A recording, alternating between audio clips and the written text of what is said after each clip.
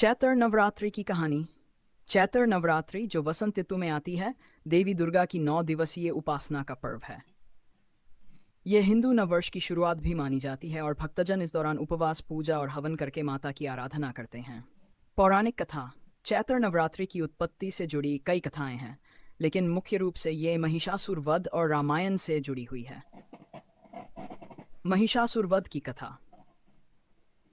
पुराणों के अनुसार एक बार महिषासुर नामक राक्षस ने कठिन तपस्या करके ब्रह्मा जी से अमृत का वरदान मांगा।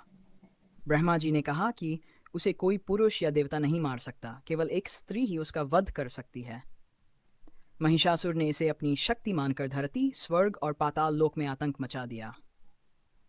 देवताओं की प्रार्थना पर ब्रह्मा, विष्णु और महेश ने अपनी शक्तियों से मां दुर्गा को प्रकट किया। मां दुर्गा और महिषासुर के बीच 9 दिनों तक घोर युद्ध हुआ और 10वें दिन देवी ने उसका वध कर दिया। इसीलिए नवरात्रि के 9 दिन देवी के 9 रूपों की आराधना की जाती है और 10वें दिन विजयादशमी के रूप में महिषासुर मर्दिनी की जीत का उत्सव मनाया जाता है। रामायण से संबंध। एक अन्य कथा के अनुसार भगवान श्री राम ने लंका पर चढ़ाई करने से पहले मां दुर्गा की आराधना की थी। उन्होंने देवी को प्रसन्न करने के लिए 9 दिनों तक कठिन तप किया। 10वें दिन माता की कृपा से उन्होंने रावण का वध किया, जिसे राम नवमी के रूप में मनाया जाता है। चैत्र नवरात्रि का महत्व। यह प्रकृति के नवचक्र का आरंभ है और वसंत ऋतु के आगमन का संकेत देता है।